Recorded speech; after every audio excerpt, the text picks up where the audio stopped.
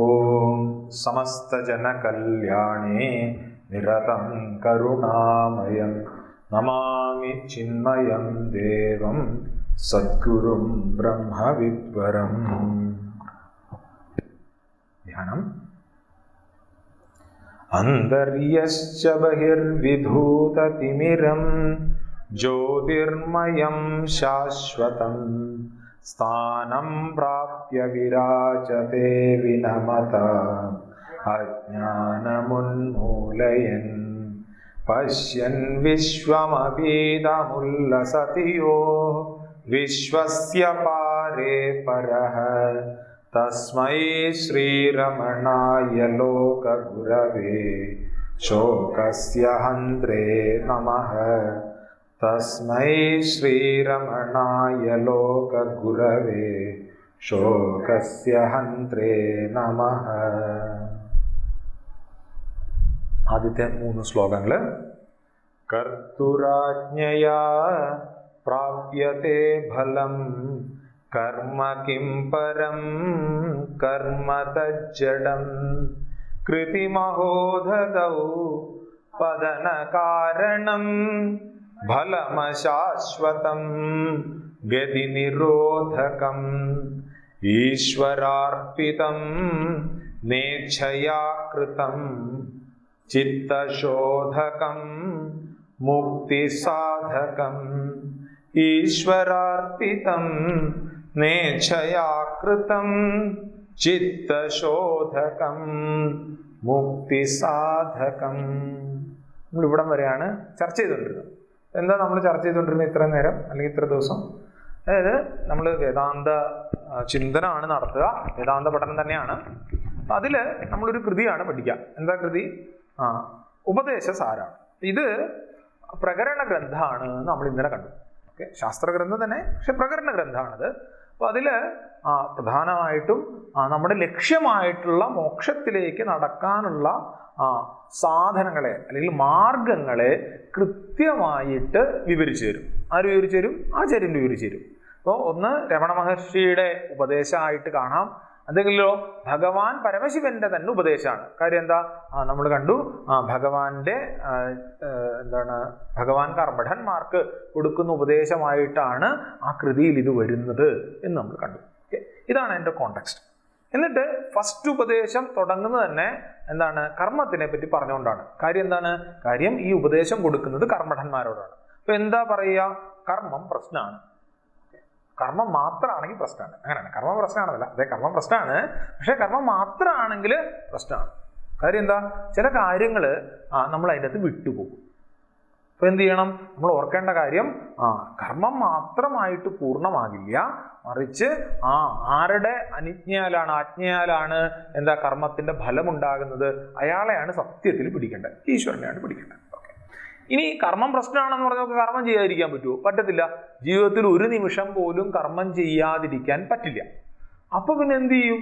അപ്പൊ പിന്നെ ഈ പറഞ്ഞ നമുക്ക് ചില ആൾക്കാരെല്ലാം ക്രിക്കറ്റ് കളിക്കുന്ന കണ്ടിട്ടുള്ള ആൾക്കാരെ കാണുന്നവർക്കെല്ലാം അറിയാല്ലേ, നല്ല പേസിൽ ബോൾ എറിയുന്ന സമയത്ത് ആ പേസിനെ ഉപയോഗിച്ച് നമുക്ക് 6 അടിക്കാൻ പറ്റണം എന്നാ, മനസ്സിലായില്ലേ? ഇങ്ങനെ തേർഡ് മാനിലേക്ക് ഒരു തട്ടി വിടുന്നതാണ്. അതേപോലെ ഇതേ കർമ്മത്തിനെ നമ്മൾ അതിൻ്റെ ഒരു സ്ലൈറ്റ് ആയിട്ടൊന്ന് ചേഞ്ച് ചെയ്ത് വിട്ട് കഴിഞ്ഞാൽ, ഡയറക്ഷൻ ചെയ്ത് കഴിഞ്ഞാൽ, ഈ മാറ്റിക്കഴിഞ്ഞാൽ ഇതേ കർമ്മം തന്നെ നമ്മുടെ മോക്ഷത്തിനുള്ള മാർഗമായി മാറും. അതിനെന്ത് ചെയ്യണം? നമ്മൾ കർമ്മം ചെയ്യുമ്പോഴുള്ള നമ്മുടെ ആറ്റിറ്റ്യൂഡിനെ ഫൈൻ ട്യൂൺ ചെയ്യണം.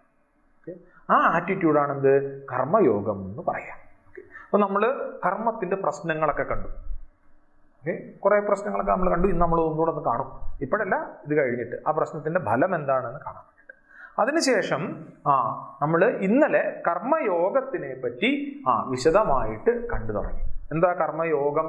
കർമ്മയോഗം ഈ കർമ്മത്തിനെ ഭഗവാനുമായിട്ട് ചേരാനുള്ള യോഗമാക്കി മാറ്റുകയാണ്. അതാണ് കർമ്മയോഗം. ആരെങ്കിലും നമ്മളോട് ചോദിക്കുക എന്താ കർമ്മയോഗം എന്ന് പറഞ്ഞു കഴിഞ്ഞാൽ, വേണമെങ്കിൽ ഈ രീതിയിലും പറയാം. എന്താണ്? കർമ്മത്തിനെ നമ്മളെ ബന്ധിപ്പിക്കുന്നതായിട്ടുള്ള കർമ്മത്തിനെ എങ്ങനെ ബന്ധിപ്പിക്കുന്നതൊക്കെ നമ്മൾ കണ്ടു. ആ ബന്ധിപ്പിക്കുന്നതായിട്ടുള്ള അതേ കർമ്മത്തിനെ ഭഗവാനുമായിട്ട് ചേരാൻ, യോഗം എന്ന് പറഞ്ഞാൽ ചേരുക, ഭഗവാനുമായിട്ട് ചേർക്കാനുള്ള ഒരു മീൻസാണ് എന്നുള്ളത് നോക്കാം. അല്ലെങ്കിൽ നമ്മുടെ ലക്ഷ്യവുമായിട്ട് ചേർക്കാനുള്ള ഒരു ഉപായമാണ് കർമ്മയോഗം എന്ന് നമുക്ക് കാണാം. അതല്ലെങ്കിലോ കർമ്മത്തിനെയും ഭഗവാനെയും കൂടെ നമ്മൾ ചേർക്കുന്ന സമയത്ത് ആ ഭഗവാനിലേക്ക് നമ്മൾ കർമ്മത്തിനെ ചേർക്കുന്ന സമയത്ത് ഈ കർമ്മം തന്നെ നമുക്ക് ലക്ഷ്യത്തിലേക്ക് എത്താൻ സഹായിക്കും. ഈ രീതിയിലൊക്കെ നമുക്കതിനെ കാണാം. അതിന് നമ്മൾ എന്ത് ചെയ്യണം? അതിന് നമ്മൾ കർമ്മയോഗത്തിൻ്റെ 4 തലങ്ങളെ നോക്കണം. എന്തൊക്കെയാണ് 4 കാര്യങ്ങൾ പ്രധാനമായിട്ട് കർമ്മയോഗത്തിൻ്റെ? ഒന്ന്, നമ്മൾ കർമ്മത്തിൻ്റെ സമ്യക് ആചരണം നല്ല രീതിയിൽ ബെസ്റ്റായിട്ട് ചെയ്യുക എന്നുള്ളതാണ് ഒരു കാര്യം. 2, എന്താണ്? നമ്മൾ അതിനെ എന്ത് ചെയ്യണം? ഈശ്വരാർപ്പണ ബുദ്ധിയോടുകൂടി കാണണം. വേറെ പ്രസാദ ബുദ്ധിയോടുകൂടി കാണണം. മാത്രമല്ല നമ്മുടെ ഡ്യൂട്ടി ആയിക്കൊണ്ട് കാണണം. 4 കാര്യങ്ങൾ. ഫസ്റ്റ് ഡ്യൂട്ടി ആയിക്കൊണ്ട് കാണണം. അതായിരുന്നു എൻ്റെ ഓർഡർ അല്ലേ? ആദ്യം ഡ്യൂട്ടി ആയിക്കൊണ്ട് കാണണം. കാര്യം എന്താ? കാര്യം ലൈസ് ആൻഡ് ഡിസ്ലൈക്സിൻ്റെ മുകളിൽ പോകാൻ വേണ്ടിയിട്ട് കർമ്മം, എൻ്റെ മുമ്പിലേക്ക് വരുന്ന ആ കർമ്മം അതിൻ്റെ ഡ്യൂട്ടി ആയിക്കൊണ്ട് ഞാൻ കാണും. അതിൽ ഞാൻ എന്താണ് ചോദ്യം ചെയ്യാൻ പാടില്ല. ഞാൻ ഇവിടെ NCC പിള്ളേർ പണിയെടുക്കുന്നുണ്ട്. അപ്പോൾ എനിക്ക് കാണുമ്പോൾ ഭയങ്കര സന്തോഷമുള്ള കാര്യം എന്താ വെച്ചാൽ പട്ടാളക്കാർ അവരുടെ ഏറ്റവും പ്രധാനപ്പെട്ട ഒരു കാര്യം എന്താണോ മേളിൽ നിന്നുള്ള ഓർഡർ, അല്ലെങ്കിൽ അത് കണക്കത്തുള്ള ഫോഴ്സുകളുടെ ഏറ്റവും പ്രധാനപ്പെട്ട ഒരു കാര്യം എന്താണെന്നോ മേളിൽ നിന്നുള്ള ഓർഡർ അതവർ കൃത്യമായിട്ട് പാലിക്കുന്നതാണ്. ഈ വെറുതെ അല്ല പൂജ്യ ഗുരുദേവൻ പ്ലെഡ്ജിൽ ആ ഒരു വാക്ക് ഉപയോഗിച്ചേക്കുന്നത്. We serve as an army, courageous and disciplined, ever ready to fight against all low tendencies and false values within and without us എന്നാണല്ലോ പ്ലെഡ്ജിൽ പറഞ്ഞിരിക്കുക. ഇവിടെ ഗുരുദേവൻ ആർമിയെയാണ് ഉദാഹരണമായിട്ട് എടുത്തിരിക്കുക. അത് നമ്മൾ ചിന്മയ മിഷന്റെ മെമ്പേഴ്സ് കൃത്യമായിട്ട് ആ കാര്യത്തിനെ വേറൊരു തലത്തിൽ കൂടെ മനസ്സിലാക്കണമെന്നാണ്. എന്താ? ആരാണോ ഹെഡ് അവർ പറയുന്നത് നമ്മൾ കൃത്യമായിട്ട് ഫോളോ ചെയ്യണം എന്നാണ്. സ്പിരിച്വൽ ഗ്രോത്തിന് വേണമെങ്കിൽ വേണം, സംഘടനയുടെ ഡിസിപ്ലിനും അത് വളരെ ആവശ്യമാണ്. ഏത് സംഘടനയായിക്കോട്ടെ. ഇവിടെ നമ്മുടെ മുമ്പിൽ ജീവിതത്തിലേക്ക് വരുന്ന സിറ്റുവേഷൻസിനെ നമ്മുടെ ഡ്യൂട്ടി ആയിട്ട് കണ്ട് നമ്മൾ ഏറ്റവും ബെസ്റ്റായിട്ട് ചെയ്യണം. ഇന്നലെ ഒരു സംശയം വന്നായിരുന്നു. അതായത് ഞാൻ ഇന്നലെ എൻ്റെ ഉദാഹരണമാണല്ലോ എടുത്തത്. അതായത് ഉദാഹരണം എടുത്തത് എന്താ? എനിക്ക് നന്നായിട്ട് ക്ലാസ് എടുക്കാൻ പറ്റുന്നില്ല, പക്ഷേ DJ ചെയ്യാൻ പറ്റുകയാണ്. അപ്പോൾ ഞാൻ അതല്ല നോക്കേണ്ടത്, എന്താണ് ഞാൻ എൻ്റെ ക്ലാസ് എടുക്കുന്നത് തന്നെയാണ് ശ്രേയസ്കരം എന്ന് ഞാൻ പറഞ്ഞു വെച്ചു. അപ്പോൾ അതിൻ്റെ അകത്ത് ഞാൻ പറയുന്നതിൽ വിട്ടുപോയൊരു കാര്യം എന്താ വെച്ചാൽ ഒരു ബ്രഹ്മചാരിയായിട്ട് കാണണം. മനസ്സിലായില്ലേ? ബ്രഹ്മചാരി എന്ന് പറയുന്ന ഒരാളുടെ കർത്തവ്യം ആണത്. അത് ശ്രദ്ധിച്ചോണം.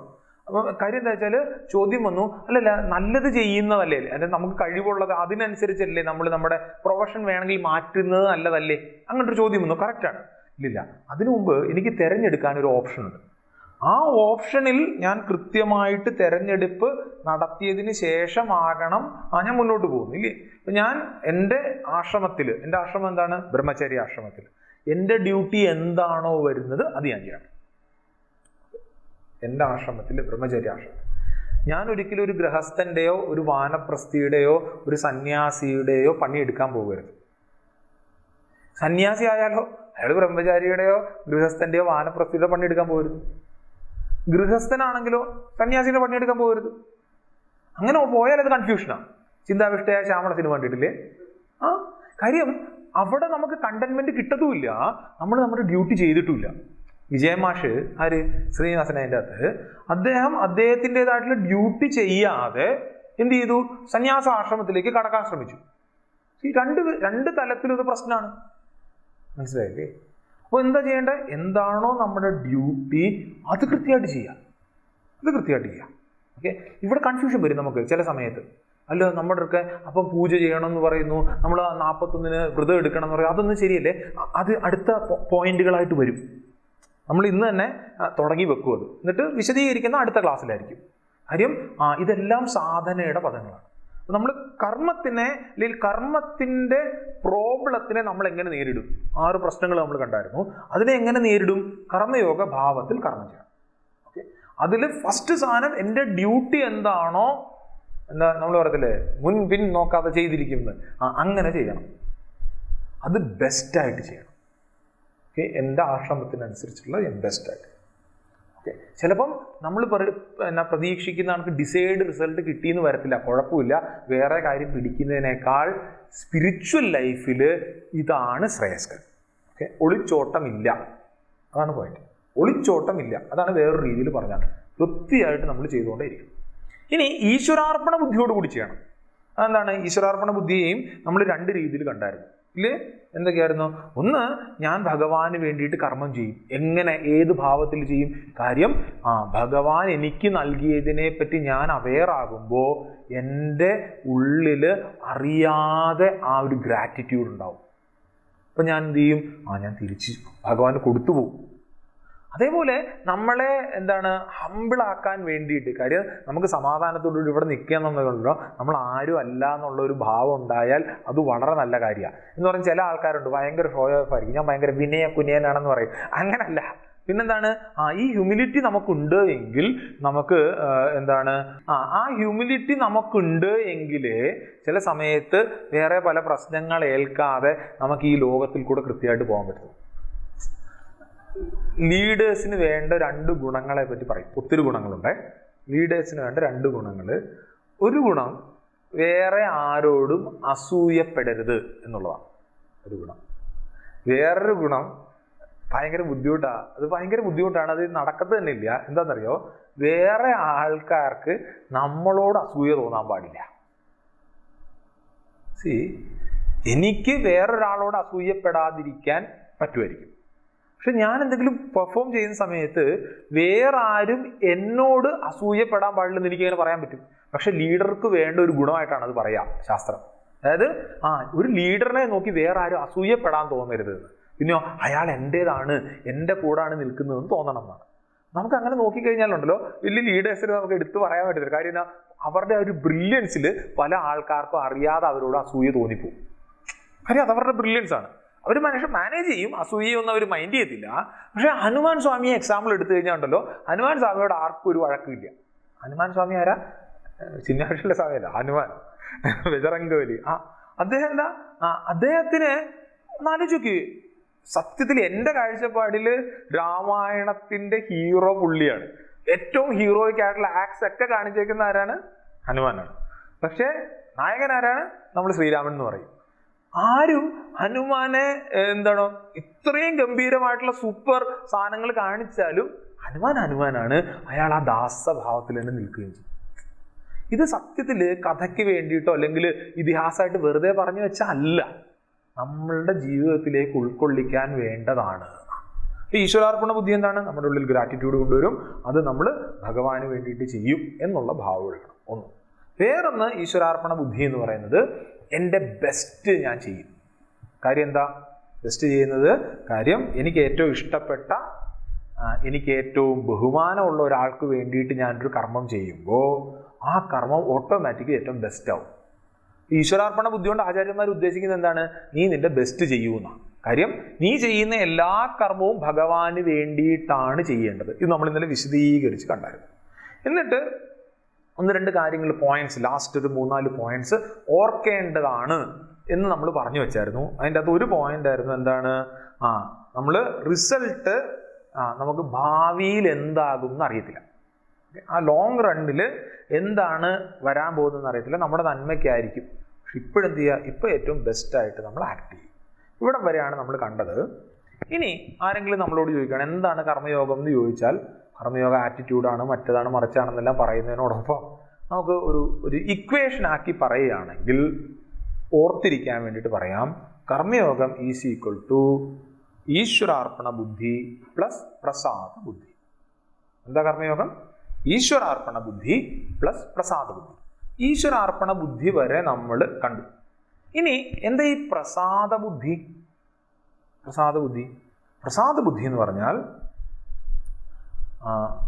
എന്താണോ നമ്മൾ ചെയ്യുന്നത് അത് ഭഗവാന്റെ ചെയ്തതിൻ്റെ റിസൾട്ട് നമുക്ക് കിട്ടുന്നത് അത് ഭഗവാന്റെ പ്രസാദമായിക്കൊണ്ട് സ്വീകരിക്കുവാനുള്ള മനസ്സ് എന്ന് പറഞ്ഞാൽ അതായത് റിസൾട്ടിൽ നമ്മൾ ഇൻസിസ്റ്റൻസ് പാടില്ല.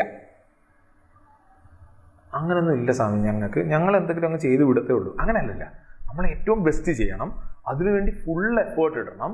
നമ്മൾ നോബിളായിട്ടായിരിക്കും കാര്യം ചെയ്യുന്നത്, ഹയർ ദാൻ സെൽഫായിട്ടായിരിക്കും കാര്യം ചെയ്യുന്നത്. അവിടെ നിർത്തണം. എന്നിട്ടോ നിർത്തിയാൽ മാത്രം പോരാ, എന്ത് തന്നെ റിസൾട്ട് വന്നാലും അതിനെ സന്തോഷത്തോട് സ്വീകരിക്കണം. പറയാൻ ഭയങ്കര എളുപ്പമാണ് അല്ലേ? ഭയങ്കര എളുപ്പമല്ലേ? അതെ, ഞാനൊരു തമാശ പറയുകയാണ്. എന്താ തമാശ? ഹോട്ടലാണെന്ന് കരുതി ബാർബർ ഷാപ്പിൽ കയറിയ വൃദ്ധൻ. എന്തുണ്ട്? കട്ടിങ്ങും ഷേവിങ്ങും. എങ്കിൽ രണ്ടും ഓരോ പ്ലേറ്റ് പോരട്ടെ. ഇതിൻ്റെ അത് ഉഷ ടീച്ചർ മാത്രമേ ചിരിച്ചുള്ളൂ, വേറെ ആരും ചിരിച്ചില്ല. ഞാൻ നിങ്ങളെല്ലാവരും ചിരിക്കാൻ വേണ്ടിയിട്ടാണ് ഈ തമാശ പറഞ്ഞെങ്കിൽ,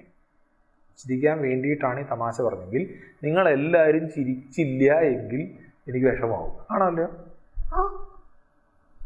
വിഷമാവും. പക്ഷേ എനിക്കിപ്പോൾ ഇവിടെ ഒരു പോയിന്റ് പറയാൻ വേണ്ടിയിട്ടാണ് ഞാൻ ഈ തമാശ പറഞ്ഞത്. നിങ്ങൾക്കത് മനസ്സിലായില്ലോ എന്ന് എനിക്കറിയത്തില്ല. പക്ഷെ ഞാൻ അവിടെ നിർത്തി. നിങ്ങൾ ചിരിച്ചാലും എനിക്ക് കുഴപ്പമില്ല, ചിരിച്ചില്ലേലും എനിക്ക് കുഴപ്പമില്ല. ഞാനിവിടെ എന്താ കർമ്മം ചെയ്യുന്നത്? എൻ്റെ കർമ്മം ചെയ്യുന്ന സമയത്ത് എൻ്റെ പോയിന്റ് എന്താണ്? ഇവിടെ തമാശ പറയുമ്പോൾ ഞാനൊരു പോയിന്റ് കൺവേ ചെയ്യാൻ വേണ്ടിയിട്ടാണ് തമാശ പറഞ്ഞത്. ഞാൻ കർമ്മം ചെയ്യുമ്പോഴത്തേക്കും എന്താണ് എൻ്റെ ലക്ഷ്യം? ഞാൻ ഭഗവാന് വേണ്ടിയിട്ടാണ് കർമ്മം ചെയ്യുന്നത്. അതിന് എൻ്റെ ബെസ്റ്റ് എഫേർട്ട് ഇടുന്നുണ്ട്. അതിൻ്റെ റിസൾട്ട് എന്ത് തന്നെയാണെങ്കിലും സന്തോഷത്തോടെ ഞാൻ നേരിടും. പറ്റുമോ നമുക്കത്? ഇത്തിരി ബുദ്ധിമുട്ടാണ്, സത്യമായിട്ട് ഇത്തിരി ബുദ്ധിമുട്ടാണ്. കാര്യം എന്നാ, നമ്മൾ ഓരോ നിമിഷവും ഓരോ കർമ്മത്തിനും നമ്മൾ ഫലത്തിനെ പ്രതീക്ഷിച്ചുകൊണ്ടേയിരിക്കുക.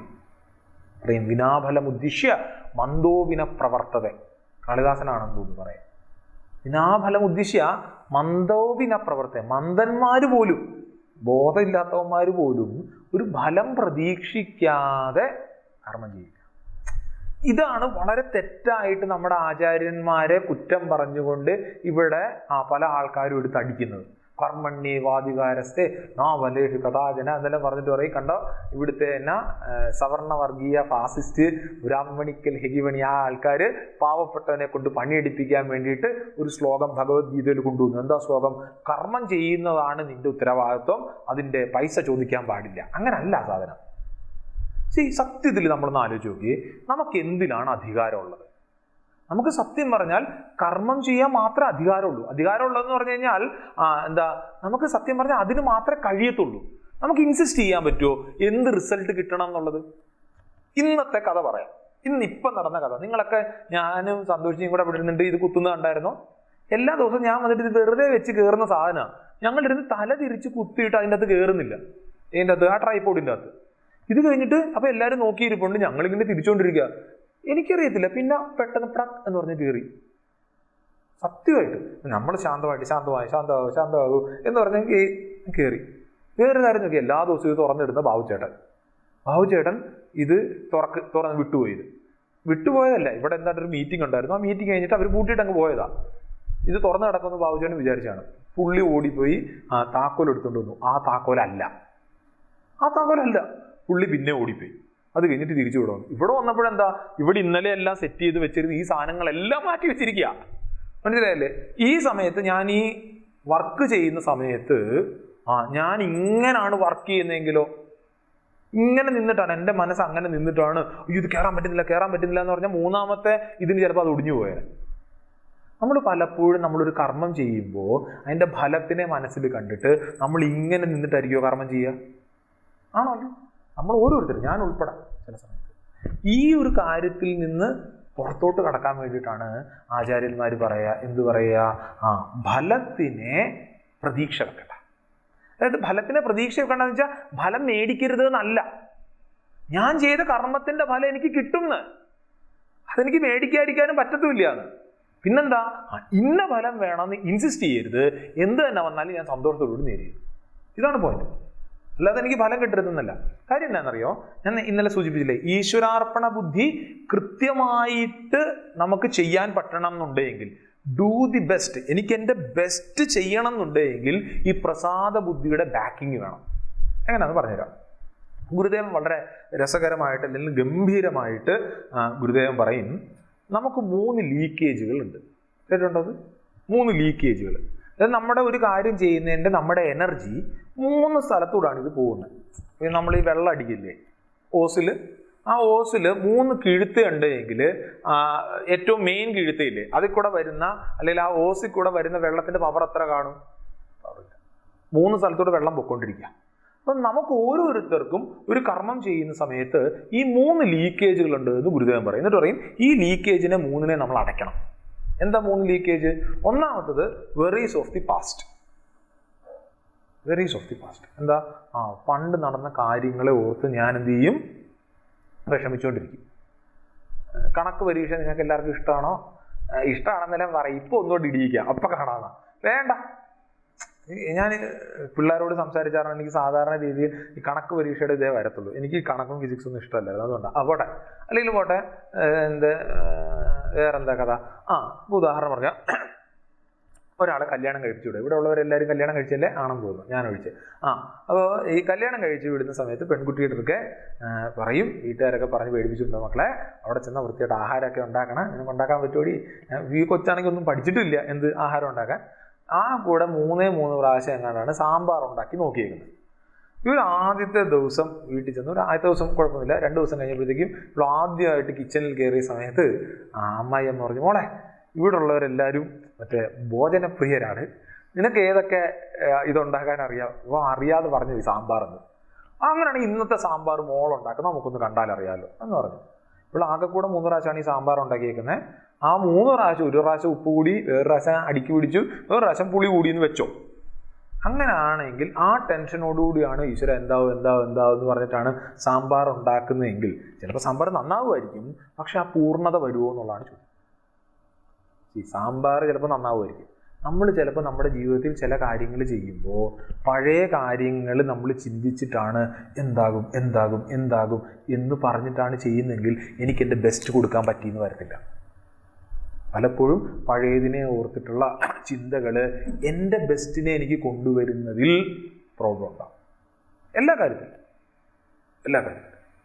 ഇതേപോലെ വേറൊരു കാര്യമാണ് ഫ്യൂച്ചറിനെ ഓർത്തിട്ടുള്ള ആങ്സൈറ്റി അബൌട്ട് ദി ഫ്യൂച്ചർ. ഇതാണ് രണ്ടാമത്തെ ലീക്കേജ്. കാര്യം എന്താ? ഞാൻ ഉണ്ടാക്കി കഴിഞ്ഞാൽ ശരിയാവൂ. കുറേ പ്രാവശ്യം സാമ്പാർ ഉണ്ടാക്കിയിട്ടുള്ള കുട്ടിയാണ്, നന്നായിട്ട് ഉണ്ടാക്കും. പക്ഷേ തിരുവനന്തപുരംകാരുടെ സാമ്പാറും തൃശ്ശൂരുകാരുടെ സാമ്പാറും രണ്ടാ ടേസ്റ്റ് വ്യത്യാസമുണ്ട് ചെറുങ്ങനെ. അയ്യോ ഇവർക്ക് ഇഷ്ടപ്പെടുവോ? കാര്യം അമ്മായിയമ്മ അത് കണക്കൊരു ബിൽഡപ്പും കൊടുത്തു. ഇവരെല്ലാവരും സാമ്പാർ കുടിയന്മാരാണ്, സാമ്പാറിലാണ്. ഞാനന്ന് ഇത്തിരി സാമ്പാറൊന്നും മാറിപ്പോട്ടപ്പോൾ അച്ഛനൊന്നും ഇഷ്ടപ്പെട്ടില്ല എന്നെല്ലാം പറഞ്ഞു പോയിന്ന് വെച്ചോ. ടെൻഷനായില്ലേ? ഞാൻ ഉണ്ടാക്കുന്ന സാമ്പാർ ഇഷ്ടപ്പെടുവോ? കാര്യം മനസ്സിലായല്ലോ. നമ്മൾ പലപ്പോഴും എന്താകും എന്ന് പറഞ്ഞിട്ട് ചെയ്താൽ ചിലപ്പോൾ പൂർണ്ണമായിട്ട് എനിക്ക് കൊടുക്കാൻ പറ്റിയെന്ന് വരില്ല.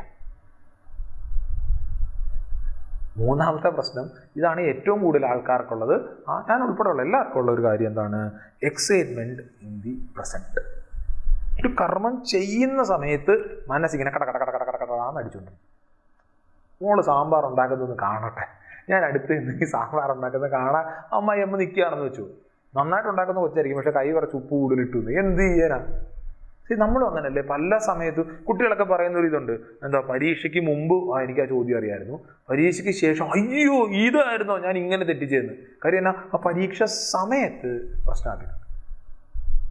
നമുക്ക് എല്ലാവർക്കും എത്ര തവണ തോന്നിയിട്ടുണ്ട്, അയ്യോ ഞാൻ അപ്പം അതല്ലായിരുന്നല്ലോ പറയേണ്ടിയിരുന്നതെന്ന്. തോന്നിയിട്ടില്ലേ? രസകരമായിട്ടുള്ളൊരു സ്റ്റേറ്റ്മെന്റ് ഉണ്ട്. അതായത് ഒരാൾ പ്രിപ്പയർ ചെയ്ത പ്രസംഗം 3 തരത്തിലുള്ള പ്രസംഗങ്ങളുണ്ട് എന്നാണ്. 3-4 തരത്തിൽ. ഒന്ന് പ്രിപ്പയർ ചെയ്ത പ്രസംഗം, പിന്നെ അയാൾ പ്രസംഗിച്ച പ്രസംഗം, സത്യത്തിൽ അവിടെ പ്രസംഗിക്കേണ്ടിയിരുന്ന പ്രസംഗം. മനസ്സിലായില്ലേ? അങ്ങനെയാണ്. പ്രിപ്പയർ ചെയ്ത പ്രസംഗമുണ്ട്, പക്ഷെ എന്ത് പറ്റുമെന്ന് വെച്ച് കഴിഞ്ഞാൽ ആ ഒരു സിറ്റുവേഷൻ വെച്ചിട്ട് മൊത്തത്തിൽ കുളമായിട്ട് അവിടെ പ്രസംഗിച്ചു പോയി, വേറെ എന്നാണ്ടോ. അപ്പൊ ഈ 3 രീതിയിലുണ്ടെന്നാ പലപ്പോഴും നമുക്കിത് സംഭവിക്കും. ഞാൻ അവിടെ ചെയ്യേണ്ടിയിരുന്നത് എനിക്ക് ചെയ്യാമറിയാവുന്നതിൽ അത് ചെയ്യാമറിയാമായിരുന്നെങ്കിൽ കൂടിയും ആ പ്രസന്റിലെ എക്സൈറ്റ്മെന്റിൽ ഈ 3 ലീക്കേജുകൾക്ക് കാരണം എന്താണ്? നമുക്ക് പ്രസാദ ബുദ്ധി ഇല്ലാത്തതുകൊണ്ടാണ്. കാര്യം നമ്മൾ റിസൾട്ട് ഓറിയന്റഡാണ്. ദൈവത്തെ ഓർത്ത് വിചാരിക്കരുത് എന്താ റിസൾട്ടിന് വേണ്ടിയിട്ടല്ല പണിയെടുക്കുന്നത്. അല്ല, നമ്മളെല്ലാം റിസൾട്ടിന് വേണ്ടിയിട്ടാണ്. പക്ഷേ എന്ത് റിസൾട്ട് കിട്ടിയാലും അത് നമ്മൾ സ്വീകരിക്കും. അത് അവസാനമല്ല കേട്ടോ, നമ്മൾ ഇനിയും പണിയെടുക്കും. അടുത്ത പ്രാവശ്യം ഞാൻ ഒന്നുകൂടെ ചെയ്യും. ഈ ഒരു ബോധ്യം നമുക്കുണ്ടോ എന്നുള്ളതാണ് ചോദ്യം. ഞാനിത് പറയുമ്പോൾ ഇവിടെ ഇരിക്കുന്ന ആൾക്കാർക്കൊന്നും ഇത് പുതിയ കാര്യമല്ല, എങ്കിൽ കൂടെ പറയാം. ഞാൻ കോട്ടയത്തായിരുന്നല്ലോ കുറച്ച് നാൾ. എനിക്ക് നേരിട്ട് അറിയാവുന്ന ഒരു ഫാമിലിയിൽ ഒരു കുട്ടി ആത്മഹത്യ ചെയ്തതിൻ്റെ കാരണം കേട്ടാൽ നമ്മൾ മൂക്കത്ത് വിരൽ വെക്കും. മൂക്കത്തല്ല, സത്യം പറഞ്ഞാൽ ചിരിക്കേണ്ടി വരും. പക്ഷേ ആത്മഹത്യ ചെയ്ത കാരണം ചിരിക്കാൻ പറ്റില്ല. എന്നുവെച്ചാൽ ഈ കുട്ടി സ്കൂൾ ടോപ്പറായി 10 A+ കിട്ടുമെന്ന് വിചാരിച്ചാൽ 9 A+ ഉള്ളൂ, ഒരെണ്ണം A ആയി. മനസ്സിലാകുന്നുണ്ടോ? ഇങ്ങനെയാണ് നമ്മുടെ പിള്ളേരുടെ കാര്യം. പെട്ടെന്ന് തീരുമാനം എടുക്കുന്നത്. നമ്മളൊന്ന് ഗ്യാപ്പ് കൊടുക്കുമോ? ഇല്ല. ഒന്ന് ചിന്തിച്ചിട്ടൊന്ന് സ്റ്റോപ്പ് ചെയ്തിട്ടൊന്ന് തിങ്ക് ചെയ്തിട്ട് റെസ്പോണ്ട് ചെയ്യുമോ? ഇല്ല. പലപ്പോഴും ഒരു സിറ്റുവേഷൻ നമ്മുടെ മുമ്പിലേക്ക് വരുന്ന സമയത്ത് ആ എക്സൈറ്റ്മെൻറ്റിൽ കുടുങ്ങി നമ്മൾ എന്താ കാണിക്കുന്നത് നമുക്കെന്ന് അറിയത്തില്ല. എന്ത് വേണമെങ്കിലും ആകട്ടെ, നമുക്ക് വരുന്നിടത്ത് വെച്ച് കാണാം. പക്ഷേ സമാധാനത്തോടുകൂടി നേരിടും. ഇനി ഒരു ലോജിക്ക് പറയാലോ, പ്രസാദ ബുദ്ധിയുടെ ലോജിക്ക് എന്താ? ഈശ്വരാർപ്പണ ബുദ്ധി കൃത്യമായിട്ടാണ് ചെയ്യുന്നതെങ്കിൽ, ഞാൻ ബെസ്റ്റായിട്ട് ചെയ്തിട്ടുണ്ട് എങ്കിൽ സ്വാഭാവികമായിട്ടും എനിക്ക് കിട്ടുന്നത് കിട്ടേണ്ടതിൻ്റെ ബെസ്റ്റാണ് അല്ലേ? ഞാൻ ഏറ്റവും ബെസ്റ്റായിട്ടല്ലേ ചെയ്തേ, അപ്പൊ അതിൻ്റെതായിട്ടുള്ളത് കിട്ടുമല്ലോ. ഓക്കെ, ഈശ്വരാർപ്പണ ബുദ്ധി പ്ലസ് പ്രസാദ ബുദ്ധി. ഈ കർമ്മയോഗത്തിൻ്റെ ഫലം എന്താണ്? ചിത്തശോധകം, മുക്തിസാധകം. അതാണ് ഇതിൽ പറയാം. ഈ അതുമാത്രമല്ല, എന്താണ് നേച്ഛയാകൃതം എന്നും കൂടെ പറയുന്നത്. അപ്പോൾ ഈ പ്രസാദ ബുദ്ധിയെ വേറൊരു രീതിയിൽ കൂടെ നമുക്ക് നോക്കാം. എന്താണ് പറയുക? ഞാൻ ആക്ഷൻ ചെയ്യുമ്പോഴും ഇച്ഛ പാടില്ല, അതേപോലെ ആക്ഷൻ്റെ റിസൾട്ട് അക്സെപ്റ്റ് ചെയ്യുന്ന സമയത്തും സ്വാർത്ഥതയോടുകൂടിയുള്ള റിസൾട്ട് ഇച്ഛയില്ലാതെ എന്താണ് ആ ഒരു ആഗ്രഹങ്ങളില്ലാതെ കിട്ടുന്നതിനെ വളരെ സന്തോഷത്തോടുകൂടി നേരിടുക. പക്ഷെ അതേ സമയം തന്നെ എന്താണ് മികച്ച റിസൾട്ടിന് വേണ്ടിയിട്ട് ഇനിയും പണിയെടുക്കാം. പക്ഷേ എന്ത് തന്നെ റിസൾട്ട് കിട്ടിയാലും അതിനെ ആ ഒരു പ്രസാദ ബുദ്ധിയോടുകൂടി, പ്രസാദ ബുദ്ധി ഭഗവാന്റെ പ്രസാദമായിട്ട് സ്വീകരിക്കുന്നതോടുകൂടി അങ്ങനെ സ്വീകരിക്കുക. അതല്ലെങ്കിൽ തെളിഞ്ഞ മനസ്സ്, പ്രസാദം എന്ന് പറഞ്ഞാൽ തെളിഞ്ഞ മനസ്സും കൂടെ ഉണ്ടല്ലോ, അപ്പോൾ ആ തെളിഞ്ഞ മനസ്സോടുകൂടി സ്വീകരിക്കുക. ഇനി ഈ ചിത്തശോധകത്തിനെ ഒന്ന് കാണേണ്ടിയിരിക്കും. എന്താ ചിത്തശോധകം എന്ന് പറഞ്ഞാൽ? ചിത്തശോധകം എന്ന് പറഞ്ഞു കഴിഞ്ഞാൽ മനസ്സിൻ്റെ ക്ലിയർ ആകുക. എന്തായിരുന്നു നമ്മുടെ മനസ്സിൻ്റെ ഇമ്പ്യൂരിറ്റി? ഓർക്കുന്നുണ്ടോ? നമ്മൾ ആദ്യത്തെ ദിവസം കണ്ടായിരുന്നു. ചിത്തശുദ്ധി ഉണ്ടാക്കാൻ വേണ്ടിയിട്ടാണല്ലോ നമ്മൾ കർമ്മയോഗം ചെയ്യണം എന്ന് ആദ്യത്തെ ദിവസം, 4 ദിവസം ആയിട്ടുള്ളൂ, ആ ആദ്യത്തെ ദിവസം നമ്മൾ പറഞ്ഞു. എന്തായിരുന്നു മനസ്സിൻ്റെ ഇമ്പ്യൂരിറ്റി? നമ്മൾ ഒരു 4 ഇത് കണ്ടായിരുന്നു. സ്വാർത്ഥത കൂടുന്നതിനനുസരിച്ച് നമ്മുടെ ചിത്തശുദ്ധി കുറയും. സ്വാർത്ഥത കുറയുന്നതിനനുസരിച്ച്, അതായത് സെൽഫിഷ്നെസ് കൂടുന്നതിനനുസരിച്ച് എന്താണ് ചിത്തശുദ്ധി കുറയും. സെൽഫിഷ്നെസ് കുറയുന്നതിനനുസരിച്ച് ചിത്തശുദ്ധി കൂടുന്നുണ്ട്. അപ്പം നമ്മൾ അന്ന് അതിനെ ഡിഫൈൻ ചെയ്ത് വെച്ചെന്താണ്? നമ്മുടെ മനസ്സിൻ്റെ അശുദ്ധി എന്ന് പറയുന്നത് എന്താണ്? അത് സ്വാർത്ഥതയാണ്. ഈ സ്വാർത്ഥത ഇല്ലാതെയാക്കാൻ വേണ്ടിയിട്ടാണ് എന്ത് ചെയ്യുക? നമ്മൾ കർമ്മയോഗം ചെയ്യേണ്ടത്. നമ്മൾ അന്നേ കണ്ടായിരുന്നു. ചിത്തശുദ്ധിക്ക് വേണ്ടി കർമ്മയോഗം ചെയ്യണം എന്ന് പറഞ്ഞ സമയത്ത് സ്വാർത്ഥത ഇല്ലാതാക്കാൻ വേണ്ടിയിട്ടാണ്. നമുക്ക് എല്ലാവർക്കും ഓർത്തിരിക്കാൻ, നിങ്ങൾ ബാക്കി എല്ലാ കാര്യവും വിട്ടു, ഓർത്തിരിക്കാൻ വേണ്ടിയിട്ട് ഒരു പോയിന്റ് പറയാം. എന്താ പോയിന്റ്? എൻ്റെ മനസ്സിൻ്റെ അഴുക്ക് സ്വാർത്ഥതയാണ് എങ്കിൽ ആ സ്വാർത്ഥത ഇല്ലാതാക്കാൻ ഞാൻ എന്ത് ചെയ്യണം? സ്വാർത്ഥതയുടെ ഓപ്പോസിറ്റ് ചെയ്യണം. എന്താ സ്വാർത്ഥതയുടെ ഓപ്പോസിറ്റ്? നിസ്വാർത്ഥത ചെയ്യണം, സർവീസ് ചെയ്യണം. കർമ്മയോഗം എന്നൊന്ന് ടെക്നിക്കലി പിടിക്കാതെ പിന്നെന്ത് ചെയ്യുക? സെർവ് ചെയ്യണം. എല്ലാ മതവിഭാഗങ്ങളിലും എല്ലാ ഫിലോസഫിയിലും അവരുടെ തുടക്കത്തിൽ ഇത് ഫസ്റ്റ് പോയിന്റാണ്, സെർവ്. കാര്യം എന്നാ? സർവീസ് ചെയ്താലേ നമ്മുടെ മനസ്സ് ശുദ്ധമാകൂ. സെർവ് ചെയ്യണം. അതെപ്പോഴാണ് നമ്മൾ സർവീസ് ചെയ്യേണ്ടത്? മറ്റേ റിട്ടയർമെൻറ്റിന് ശേഷമൊന്നല്ല. നമ്മുടെ ആചാര്യന്മാർ പറയുന്നത് ഞാൻ എന്ത് കർമ്മം ചെയ്യുന്നതും അതെന്താണ്? അത് സർവീസായിട്ട് എനിക്ക് ചെയ്യാൻ പറ്റും, സർവീസിൻ്റെ ആറ്റിറ്റ്യൂഡിൽ ചെയ്യാൻ പറ്റുന്ന കാര്യം എന്നാ? സർവീസിനെ സർവീസ് ആക്കുന്നത് ആ ആക്ഷൻ അല്ല, മറിച്ച് ആ ആക്ഷൻ്റെ പുറകിലുള്ള ആറ്റിറ്റ്യൂഡാണ്. ഇത് നമ്മൾ വീണ്ടും വീണ്ടും വീണ്ടും ഓർമ്മിപ്പിക്കണേ. ഇല്ലെങ്കിൽ എന്ത് പറ്റും? നമ്മൾ വീണ്ടും ആ കർമ്മത്തിൻ്റെ സൈക്കിളിൽ പെട്ടുപോകും. ഓക്കെ, സ്വാർത്ഥത ഇല്ലാതെയാക്കാൻ നിസ്വാർത്ഥത പരിശീലിക്കും. ആറ്റിറ്റ്യൂഡാണ് പ്രാധാന്യം. ഓക്കെ, ഇത് ടെക്നിക്കലി പറഞ്ഞാൽ എന്താണ്? ഈ കർമ്മയോഗം അതൊരു ബഹിരംഗ സാധനയാണ്, പുറത്ത് നമ്മൾ ചെയ്യുന്നതായിട്ടുള്ള സാധനമാണ്, ഒരു തുടക്കമാണ്. പിന്നെയോ ഇതില്ലാതെ മുക്തിയില്ല, അത് ഉറപ്പാണ്. കാര്യം എന്നാ? കാര്യം എൻ്റെ മനസ്സ് ശുദ്ധമാകാതെ എനിക്ക് ഞാൻ ആ ആത്മസ്വരൂപിയാണ് എന്ന് അറിയാൻ പറ്റില്ല. അതുകൊണ്ട് എന്ത് ചെയ്യണം? മസ്റ്റായിട്ട് സർവ് ചെയ്യണം. എന്താണ് ചിന്മയാമിഷൻ്റെയൊക്കെ റെലവൻസ്? ഒരു സംശയം വേണ്ട. ഈ ശാസ്ത്രത്തിൻ്റെ അറിവോടുകൂടി നമുക്ക് സെർവ് ചെയ്യാൻ കിട്ടുന്ന ഒരു പ്ലാറ്റ്ഫോമാണ് ചിന്മയാമിഷൻ. ചിന്മയാനന്ദ സ്വാമിജി പറയും, സ്റ്റഡി ആൻഡ് സെർവ് എന്നാണ്. അതായത് നമുക്ക് ഈ ഒരു അറിവില്ലാതെ നമ്മൾ സെർവ് ചെയ്യുകയാണെങ്കിൽ അത് വർക്ക് മാത്രമായിട്ട് പോകും.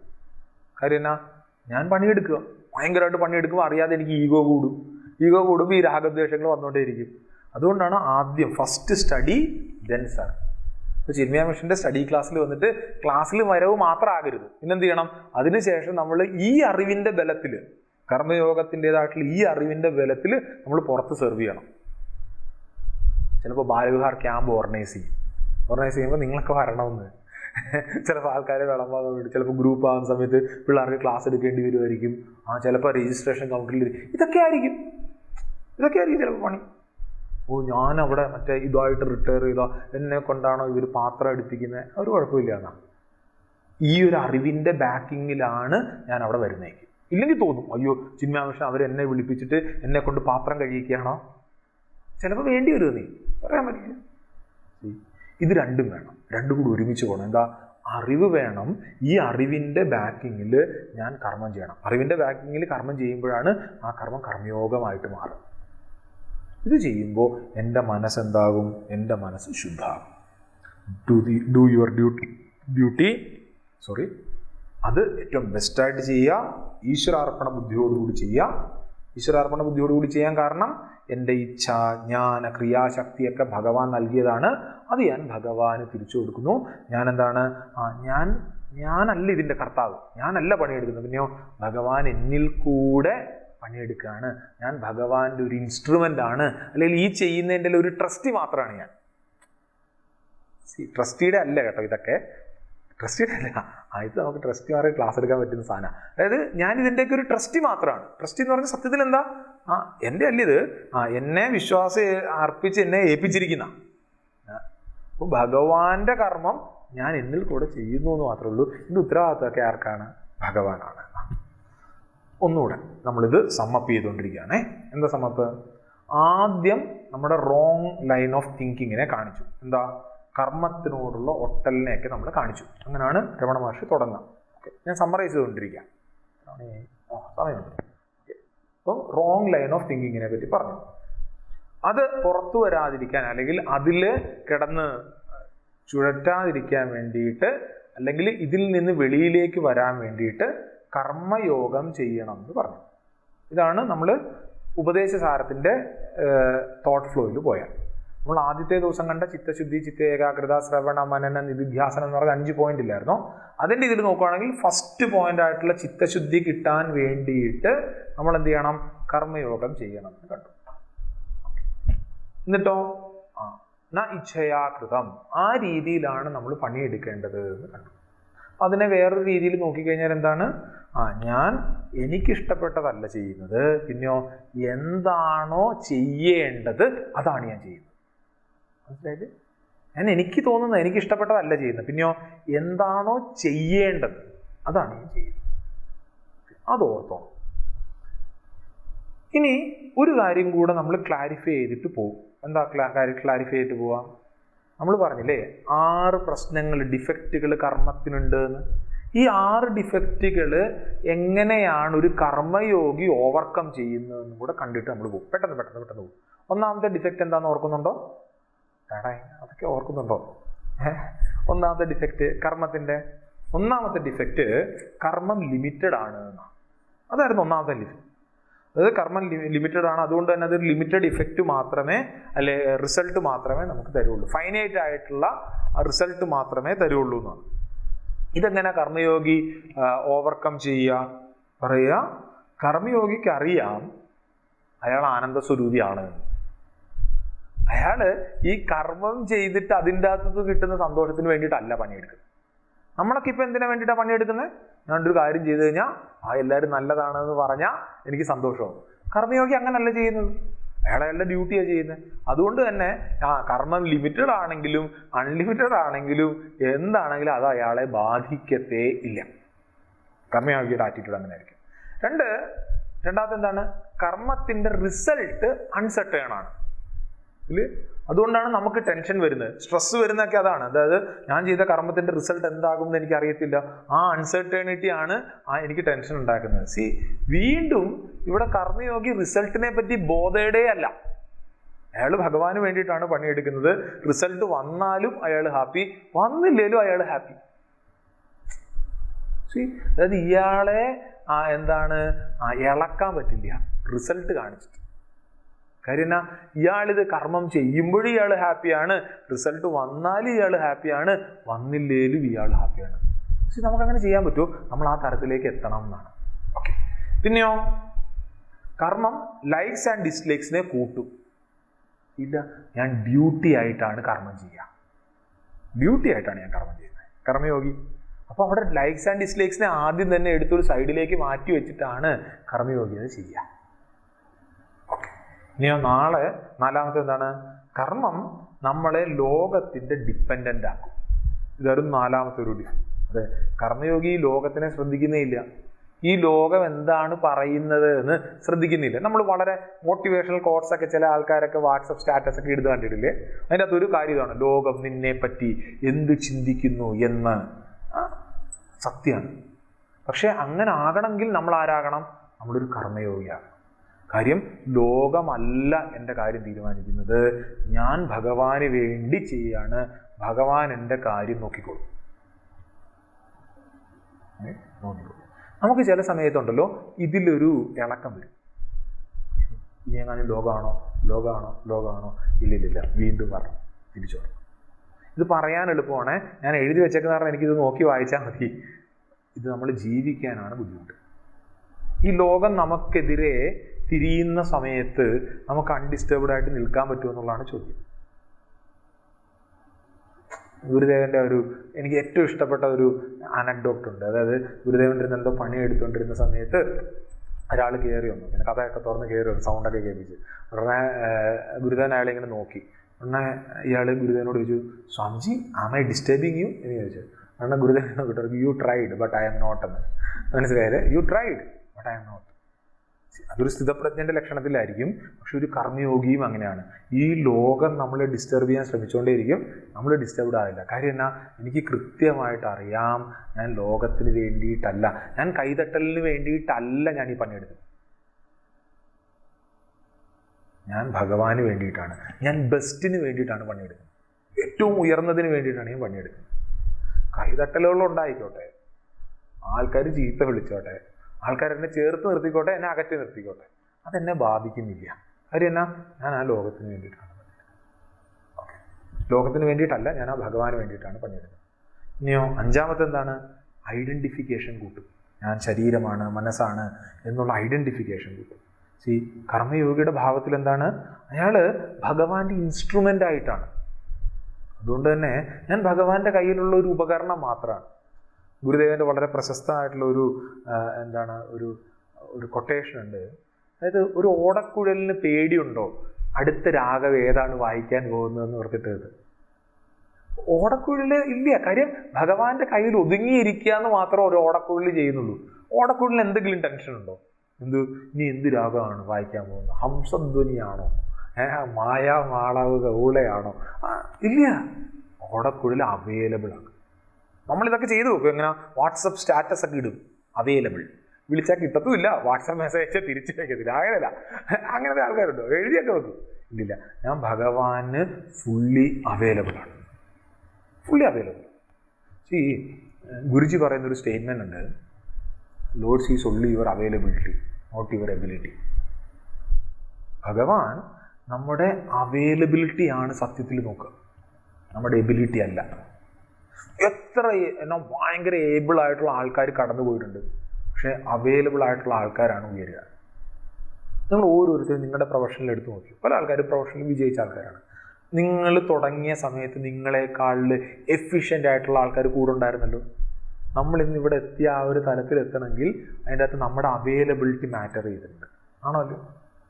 അത് ചിലപ്പം ഹെഡ് ഓഫ് ദി ഇൻസ്റ്റിറ്റ്യൂഷനോടായിരിക്കും, നമ്മുടെ പ്രൊഫഷനോടായിരിക്കും. ഞാൻ അവൈലബിൾ അല്ല എങ്കിൽ പലപ്പോഴും അത് പ്രൊഫഷൻ ആയിക്കോട്ടെ, നമ്മുടെ ജീവിതം ആയിക്കോട്ടെ, ആധ്യാത്മിക പാതയിൽ അവൈലബിലിറ്റിക്കാണ് പ്രാധാന്യം, നമ്മുടെ എബിലിറ്റിയെക്കാളും. ഞാൻ ഭഗവാൻ എത്രത്തോളം അവൈലബിൾ ആണ് എന്നുള്ളതാണ് ചോദ്യം. കർമ്മയോഗി അവൈലബിൾ ആണ്, അതുകൊണ്ട് തന്നെ ഭഗവാൻ എടുക്കും. ഇനിയോ ലാസ്റ്റ് കർമ്മഫലം ഉണ്ടാകും. കർമ്മഫലം ഉണ്ടാകും. ഈ ഭഗവാനാണ് ഇവിടെ ഡൂവർ. ഭഗവാനാണ് കർമ്മം ചെയ്യുന്നത്, എന്നിക്കൂടെ ചെയ്യാം. ഭഗവാൻ പിടിച്ചോളൂ, അത് മുഴുവൻ ഭഗവാനെ ഏൽപ്പിച്ചിട്ടുണ്ട്. നമ്മൾ ഇത് ചില സമയത്ത് നമ്മൾ നമ്മുടെ സ്വാർത്ഥ താല്പര്യത്തിന് വേണ്ടിയിട്ട് ഉപയോഗിക്കുക. എങ്ങനെയാണെന്നറിയോ? ഞാൻ പറഞ്ഞുതരാം തമാശക്ക്. സ്വാമിജി പറഞ്ഞിട്ടാണ് കേട്ടോ, നമ്മുടെ അഭിപ്രായമായിരിക്കും, പക്ഷെ ബാക്കിയുള്ളവർ അംഗീകരിക്കാൻ വേണ്ടിയിട്ട് പറയാം, സ്വാമി പറഞ്ഞു ബാലുകാർ ക്യാമ്പിന് കൂടെ തന്നെ എന്താ നമുക്ക് കോമ്പറ്റീഷനും കൂടെ വെക്കാം, ഇന്ന് രാവിലെ 2 പേരും അവിടെ ഇരുന്ന് പറയുന്നുണ്ടായിരുന്നു. അതേപോലെ അപ്പോൾ സ്വാമി പറഞ്ഞു കഴിഞ്ഞാൽ കുഴപ്പമില്ലാന്ന് മനസ്സിലായില്ലേ? അങ്ങനല്ല, ഇത് ഭഗവാൻ ആണ് എന്നെ കൊണ്ട് ചെയ്യിക്കുക. ഞാൻ പൂർണ്ണമായിട്ട് എടുത്തു, എനിക്ക് എൻ്റെ ഉത്തരവാദിത്തമല്ല, ഭഗവാൻ എന്നെ കൊണ്ട് ചെയ്യിപ്പിച്ചു. ഓക്കെ, ഞാനത് ചെയ്യും. പക്ഷെ അതിൻ്റെ അകത്ത് തെറ്റിദ്ധരിക്കരുത്, ഇത് പലപ്പോഴും ഇവിടുന്ന് മാത്രം കേൾക്കുമ്പോഴാണ് നമുക്കിതൊരു പ്രശ്നമായിട്ട് പറയാം. നമ്മൾ ആദ്യത്തെ പോയിന്റ് മുതൽ കൃത്യമായിട്ട് പിടിച്ചു വന്ന് ഈശ്വരാർപ്പണ ബുദ്ധിയും പ്രസാദ ബുദ്ധിയും ഉള്ള ഒരു കർമ്മയോഗിയെ പറ്റിയാണ് ഈ പറയുന്നത്, നമ്മളെ പറ്റി അല്ല ഈ പറയുന്നത്. നമ്മൾ ഇതിനകത്ത് സ്വാർത്ഥത കൊണ്ടുവരുമ്പോൾ തന്നെ നമ്മൾ ചില സ്ഥലത്ത് മാത്രമേ ഇത് ഉപയോഗിക്കത്തുള്ളൂ. അങ്ങനെയുള്ള ആൾക്കാരെ പറ്റി അല്ല പറയുന്നത്. പിന്നെയോ നല്ലൊരു കർമ്മയോഗി, യഥാർത്ഥത്തിലുള്ള കർമ്മയോഗി, അയാൾ പൂർണ്ണമായിട്ട് ഭഗവാന് സറണ്ടർ ആയതുകൊണ്ട് തന്നെ ഭഗവാൻ അയാളുടെ കാര്യം നോക്കിക്കോളും. ഭഗവാൻ അയാളുടെ കാര്യം ഈ ഒരു രീതിയിലാകുമ്പോഴുണ്ടല്ലോ നമ്മുടെ മനസ്സ് ശാന്തമാകും, സന്തോഷമായിരിക്കും നമുക്ക് ഫലം. ഓക്കെ, ഞാൻ അടുത്തൊരു കാര്യം പറയാം. നമ്മളൊരു തമാശ ശ്രദ്ധിച്ചിട്ടുണ്ടോ എന്ന് എനിക്കറിയത്തില്ല. നിങ്ങൾ ക്ഷേത്രത്തിലൊക്കെ പോയി എന്ന് വെച്ചോ, ഓക്കെ, നിങ്ങൾക്ക് ഇവിടെ പ്രസാദം തന്നു തിരുമേനി, നമ്മൾ എങ്ങനെയായിരിക്കും സ്വീകരിക്കുന്നത്? വളരെ ഭവ്യത. എവിടുത്തെ വെള്ളമാണ് അവർ തീർത്ഥമായിട്ട് തരുന്നതെന്ന് വല്ല അറിയാവോ? ഈ പറഞ്ഞ അതൊക്കെ ആലോചിക്കാൻ നമുക്ക് നാളെ തൊട്ട് തീർത്ഥം മേടിക്കാൻ തന്നെ തോന്നുന്നില്ല, മനസ്സിലായില്ലേ? പക്ഷെ നമ്മൾ എന്ത് ചെയ്യും? നമ്മൾ അതിനെ അക്സെപ്റ്റ് ചെയ്യും. ആണോ? അല്ലോ. കാര്യം എന്നാ? അത് ഭഗവാന്റെയാണ്, ഭഗവാന്റെ തീർത്ഥമാണ്. ഭക്തന്മാരാണ് അമ്പലത്തിൽ പോകുന്നത്, അവരുടെ കാര്യമാണ്. ഞാൻ ടൂറിന് പോകുന്ന ആൾക്കാരെ പറ്റി അല്ല പറയുന്നത്. നല്ലൊരു ഭക്തൻ അമ്പലത്തിൽ പോകുന്ന സമയത്ത് ആ തീർത്ഥം നമ്മളെ ഭഗവാന്റെ തീർത്ഥമായിട്ട് തന്നെ മേടിച്ച് ഇത് മറ്റേ ഈ പറഞ്ഞ കണക്ക് എന്താ മറ്റേ എന്നാ ബിസ്ലറി വാട്ടർ മാത്രം കുടിക്കുന്ന ആൾക്കാരും ഒരു ഭക്തന്റെ ഭാവം ഉണ്ടെങ്കിൽ അമ്പലത്തിൽ പോകുന്ന സമയത്ത് മറ്റേ ഗോമയം ചേർത്തിട്ടുള്ള പഞ്ചഗവ്യവും, ചിലപ്പോൾ ഗോമയം എന്ന് പറഞ്ഞ ചാണകവി, അത് ചേർത്തിട്ടുള്ള പഞ്ചഗവ്യത്തിൻ്റെ അതുണ്ടല്ലോ, അത് നമ്മൾ കഴിക്കും. കഴിച്ചിട്ടുണ്ടോ? കുറേ പേരൊന്നും കഴിച്ചിട്ടുണ്ട്. കാര്യം എന്നാ? പ്രസാദം. പക്ഷെ ഇതൊക്കെ അറിയാവുന്ന നമ്മൾ നമ്മുടെ വീട്ടിലോ ജോലി സ്ഥലത്തോ ഈ പ്രസാദ ബുദ്ധി എപ്പോഴെങ്കിലും കാണിച്ചിട്ടുണ്ടോ? ഇല്ല. ഇതൊക്കെ അറിയും, നമ്മൾ അമ്പലത്തിൽ ഇത് കാണിക്കും. കാര്യം എന്താണെന്നറിയോ? കാരണം നമുക്ക് ഒരു ഡിവോട്ടിയുടെ ആറ്റിറ്റ്യൂഡ് ഉണ്ടായാലേ ഈ പ്രസാദ ബുദ്ധി വരൂ. എനിക്ക് ഒരു ഭക്തന്റെ ആറ്റിറ്റ്യൂഡ് ഉണ്ടായാലേ എനിക്ക് ഈ പ്രസാദ ബുദ്ധി ഉണ്ടാവും. ഓക്കെ, ഭഗവാന്റെ ഡിവോട്ടി ആകുമ്പോൾ എന്ത് പറ്റും?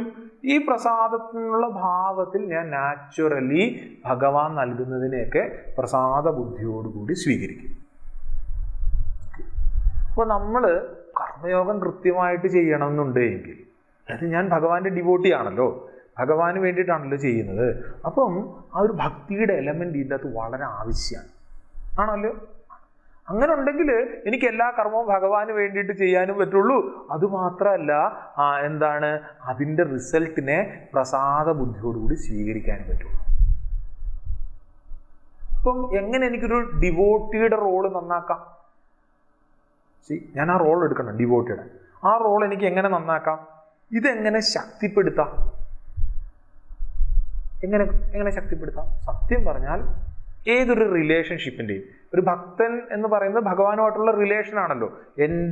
എനിക്ക് ഭഗവാനുമായിട്ടൊരു റിലേഷൻ വരുന്ന സമയത്താണ് ഞാൻ ഭക്തനാകുന്നത്. ഏതൊരു റിലേഷൻ്റെയും എന്താണ് ബേസിക് ആയിട്ടുള്ള പോയിന്റ് എന്താണ്, അല്ലെങ്കിൽ ബേസിക് ആയിട്ട് ആദ്യം വേണ്ടതായിട്ടുള്ള കാര്യം എന്താണ്? കണക്ഷൻ വേണം. ആ കണക്ഷൻ നിർത്താൻ വേണ്ട സാധനം എന്താണ്? സ്ഥിരമായിട്ട് നിർത്താൻ വേണ്ടിയിട്ട് ഒരു ക്വാളിറ്റി ടൈം കൊടുക്കണം. ക്വാളിറ്റി ടൈം കൊടുക്കണം. അതാണ് ഈ മറ്റേ ലോങ് ഡിസ്റ്റൻസ് റിലേഷൻഷിപ്പ് ഒന്നും വർക്ക് ആകത്തില്ല, അതല്ല ഇപ്പോൾ പിള്ളേർ പറയുന്നില്ലേ. കാര്യം എന്ന് വെച്ചാൽ ക്വാളിറ്റി ടൈം കൊടുക്കാനുള്ളതായിട്ടുള്ള ഒരു പ്രശ്നത്തിൻ്റെയൊക്കെയാണ്. അതുകൊണ്ടാണ് നമ്മൾ പേരൻസിനോടും ഈവൻ ടീച്ചേഴ്സിനോടും എല്ലാം പറയുന്നത് എന്താ, ആ ഒരു ക്വാളിറ്റി ടൈം കൊടുക്കുമ്പോഴാണ് ആ റിലേഷൻ സുദൃഢമാകുക. ഇവിടെ എനിക്ക് ഈ പ്രസാദ ബുദ്ധി ഉണ്ടാകണം എന്നുണ്ടെങ്കിൽ ഞാനൊരു ഡിവോട്ടിയാണ്. കാര്യം ഒരു ഡിവോട്ടിക്കാണ് ആ പ്രസാദ ബുദ്ധി ഉണ്ടാകുന്നത്. ഞാനൊരു ഡിവോട്ടി ആകണം എന്നുണ്ടെങ്കിൽ എന്ത് വേണം? എനിക്ക് ഭഗവാനുമായിട്ട് ആ ഒരു ബന്ധം വെക്കാൻ കഴിയണം. ഓക്കെ, എങ്ങനെ എനിക്ക് ആ ഭഗവാനുമായിട്ട് ബന്ധം വെക്കാൻ പറ്റും. അതാണ് നമ്മൾ 4ാമത്തെ ശ്ലോകം മുതൽ കാണാൻ പോവുക. കാര്യം കർമ്മയോഗത്തിൽ നിന്ന് നമ്മളെ രമണ മഹർഷി എന്താണ് ഭക്തിയോഗത്തിലേക്ക് കയറ്റുകയാണ്. എന്താണത്? അതായത് എനിക്ക് ആ ഒരു ഡിവോഷൻ ഭഗവാനിലേക്ക് ഉണ്ടാകണമെന്നുണ്ടെങ്കിൽ ഞാൻ എന്ത് ചെയ്യണം? ഞാൻ ചൊല്ലിത്തരാം. 4ാമത്തെ ശ്ലോകമല്ലേ നമ്മളിനി കാണേണ്ടത്. കായവാങ്മന കാര്യമുത്തമം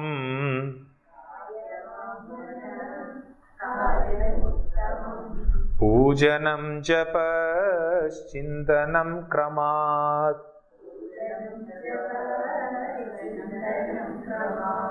കായവാങ്മന കാര്യമുത്തമം പൂജനം ജപ ചിന്തനം ക്രമാത്. വളരെ സിമ്പിളായിട്ട് ടക് ടക് ടക് മൂന്ന് കാര്യങ്ങൾ വെച്ചിട്ടാണ് ഈ പറഞ്ഞു പോകുന്നത്.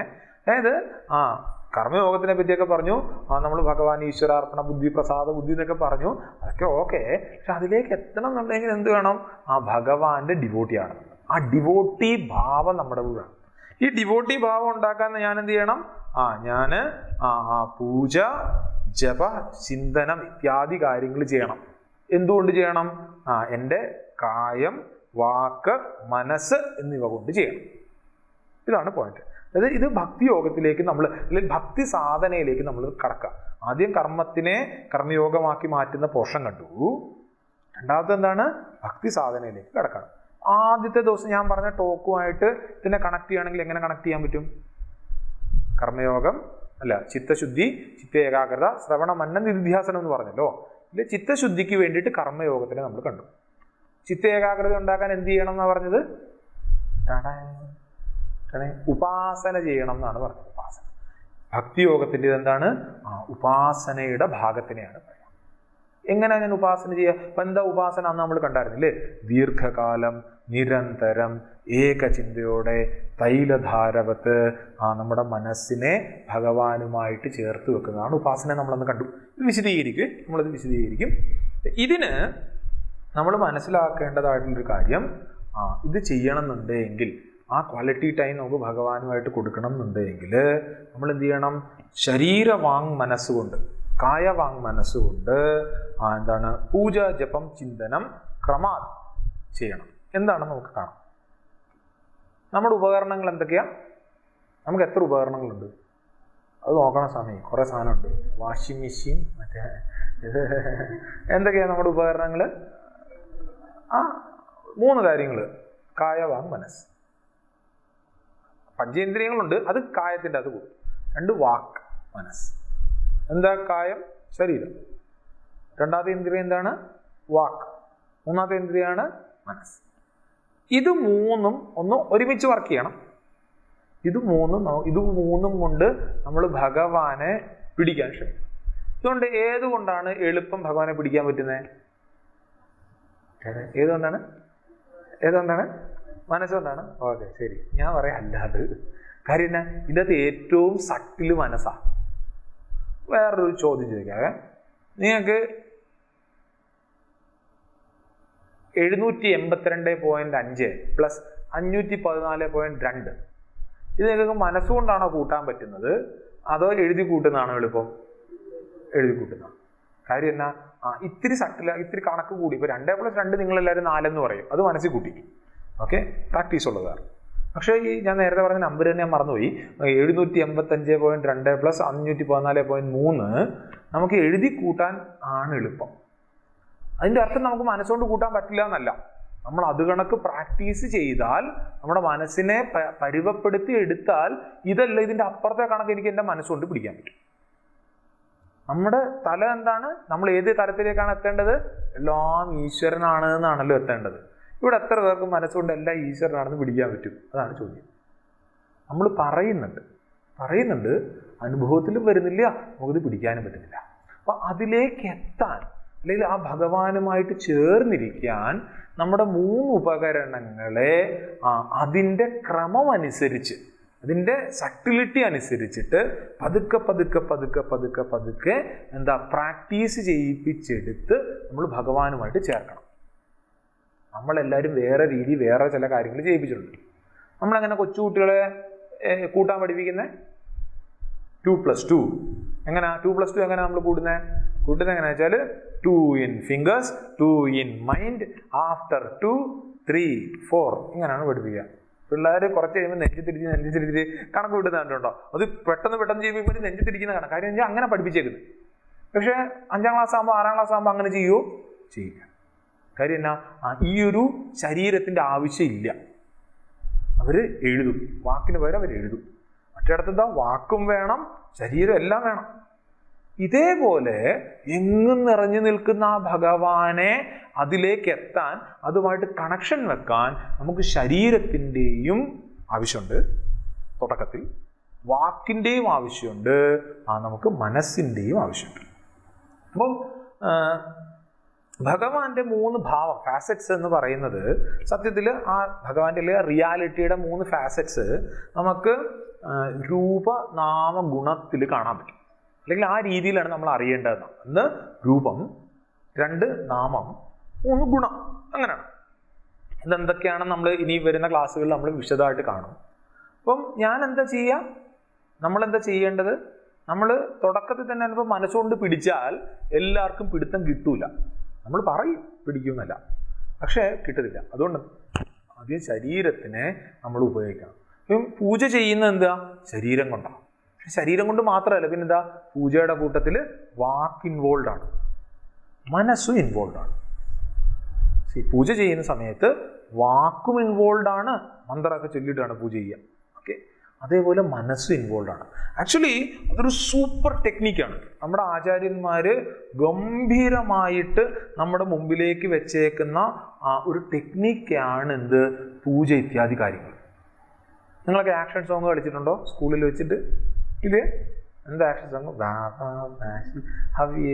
എന്തിനാ കളിക്കുന്നതെന്നറിയോ, അല്ലെങ്കിൽ ചെയ്യിപ്പിക്കുന്നതെന്നറിയോ? അത് ചെയ്യുമ്പോൾ ആ കുട്ടിക്ക് ഇത് ഉറയ്ക്കും.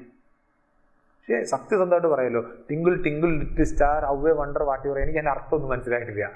ഇതേവരെ ഇപ്പോഴും ഞാനിത് പറയുന്നത് ശരിയാണോ എന്ന് തന്നെ എനിക്കറിയത്തില്ല.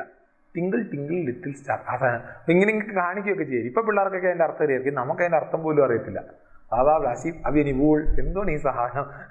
പക്ഷെ സത്യത്തിൽ എന്താ, ഞാൻ എൻ്റെ ആക്ഷൻ കാണിക്കും, ഞാനത് പറയും, ഞാൻ എൻ്റെ അർത്ഥവും അറിയണം.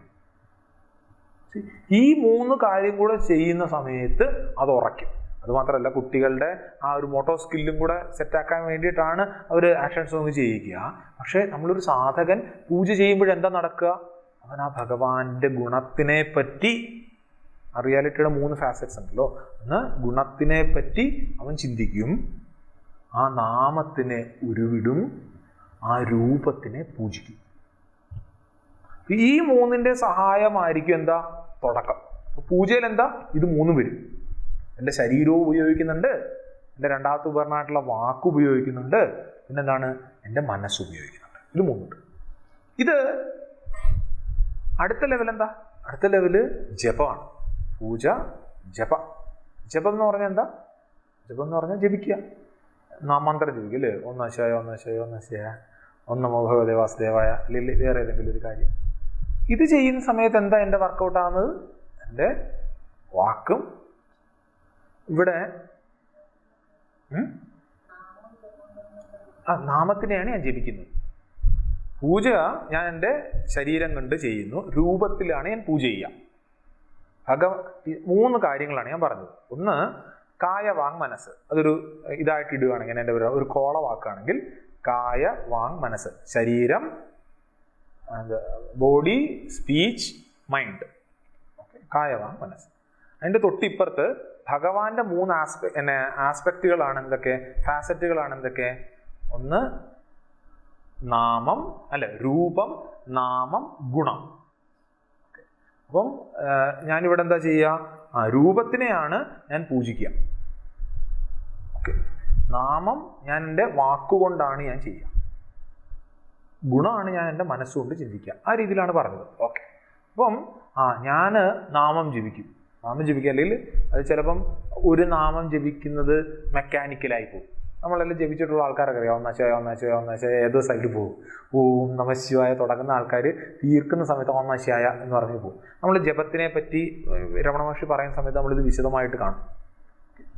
ഇനിയോ ചിന്തനം ചെയ്യുന്ന സമയത്തോ, ചിന്തന ചെയ്യുന്ന സമയത്ത് ഭഗവാന്റെ ആ ഗുണങ്ങളെ പറ്റി ഞാൻ ചിന്തിക്കണം. ജപത്തിൽ എന്തൊക്കെ വരും? ജപത്തിൽ എൻ്റെ വാക്കും വരും, മനസ്സും വരും. ചിന്തനത്തിൻ്റെ സമയത്ത് എൻ്റെ മനസ്സ് മാത്രമാണ്. തുടക്കക്കാർക്ക്, നമ്മളെ പോലുള്ളവർക്ക് ചിലപ്പോൾ മനസ്സ് മാത്രം ആയി എന്ന് വരില്ല, മനസ്സുകൊണ്ട് മാത്രമായി എന്ന് വരില്ല. അതുകൊണ്ട് എന്താ, നമ്മൾ ജപിക്കേണ്ടി വരും, നമ്മൾ ചിലപ്പോൾ പൂജ ചെയ്യേണ്ടി വരും. എങ്ങനെയാണ് പൂജ, എന്താണ് പൂജ, എന്തിനെയാണ് പൂജിക്കേണ്ടതെന്നൊക്കെ നമ്മൾ ഇനി വരുന്ന ക്ലാസ്സിൽ കാണും. ഓക്കെ.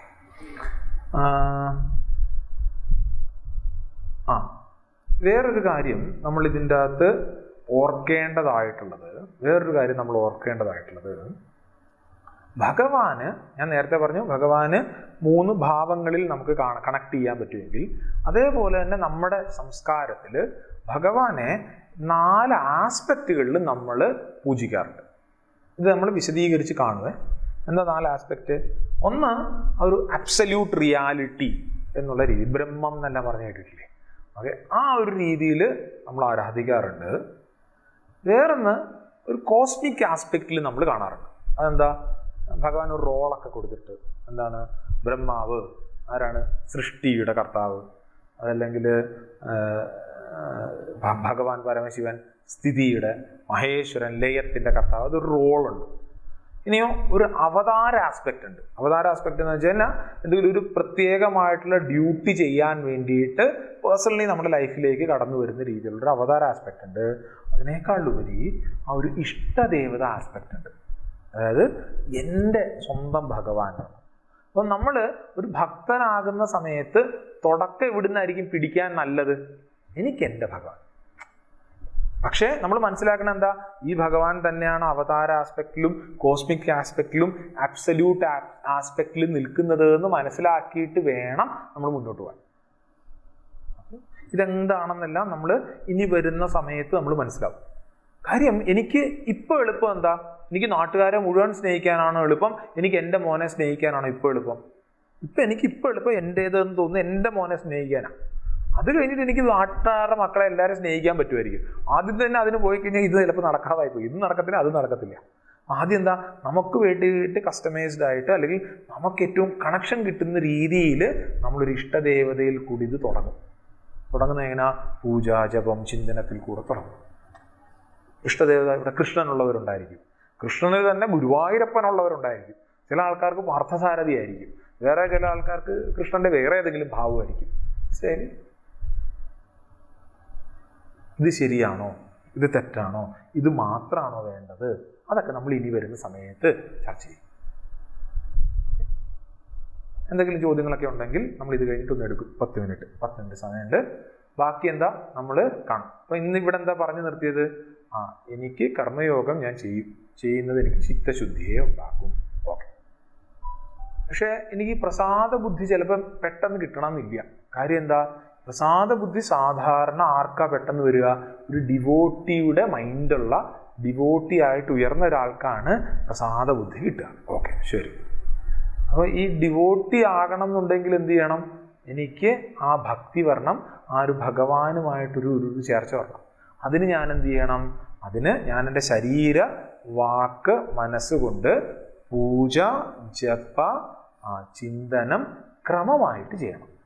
ക്രമമായിട്ട് വെച്ചാൽ ഈ ഒരു ഓർഡറിൽ ചെയ്തു തുടങ്ങണം. അതായത് ഗ്രോസിൽ നിന്ന് സട്ടിൽ എന്നുള്ള ഭാവത്തിലേക്ക് ചെയ്താൽ പതിയെ ആ ഒരു ഭക്തിയിലേക്ക് വരുന്ന സമയത്ത് എനിക്ക് ആ ഭഗവാനുമായിട്ടുള്ള കണക്ഷൻ ഡെവലപ്പ് ചെയ്യാൻ പറ്റും. എന്താ പൂജ, എന്താ ജപം, എന്താ ചിന്തനം, എങ്ങനെ പൂജിക്കണം, അതൊക്കെ നമ്മൾ ഇനി വരുന്ന സമയത്ത് കാണും. കർമ്മടന്മാരെ മക്കളെ, ഈ കർമ്മ അല്ല അൾട്ടിമേറ്റ്. പക്ഷെ കർമ്മം ചെയ്യാതിരിക്കേണ്ട, കർമ്മത്തിനെ ഡിവിനൈസ് ചെയ്യുക. ഡിവിനൈസ് ചെയ്യുന്നതിനോടൊപ്പം തന്നെ അത് ഭഗവാന് വേണ്ടിയിട്ട് ചെയ്യും. ആ ഭഗവാനിൽ ഭക്തി വരുന്ന സമയത്ത് എന്ത് സംഭവിക്കും, അത് നമ്മൾ അടുത്ത പ്രാവശ്യം കാണും. ഓക്കെ, ഈ രീതിയിലാണ് ആ തോട്ട് പോകുന്നത്. ഇനിയോ ജനറലായിട്ട് ഉപദേശസാരത്തിനെ മാറ്റി വെച്ചിട്ട് കാണുകയാണെങ്കിലോ, ആ മോക്ഷത്തിലേക്ക് എത്താൻ 5 മാർഗം അല്ലെങ്കിൽ 5 പോയിന്റ്. എന്താണ്? ചിത്തശുദ്ധി ഉണ്ടാക്കണം, ചിത്ത ഏകാഗ്രത ഉണ്ടാക്കണം. നമ്മളിപ്പോൾ ചിത്ത ഏകാഗ്രത ഉണ്ടാക്കുന്നതായിട്ടുള്ള ഉപാസനയുടെ അവിടം വരെയാണ് എത്തിയിരിക്കുന്നത്. എന്താ ഉപാസന, എങ്ങനെയാണ് ഉപാസന, ഏതൊക്കെ രീതിയിലാണുള്ളത്, അത് അടുത്തതാണ്. ഓക്കെ, ശരി. ഓം പൂർണ്ണമതഃ പൂർണ്ണമിദം പൂർണ്ണാത് പൂർണ്ണമുദച്യത്തെ പൂർണ്ണസ്യ പൂർണ്ണമാദായ പൂർണ്ണമേവാവശിഷ്യത്തെ. ഓം ശാന്തി ശാന്തി ശാന്തി. ഹരി ഓം. ശ്രീ ഗുരുഭ്യോ നമഃ. ഹരി ഓം.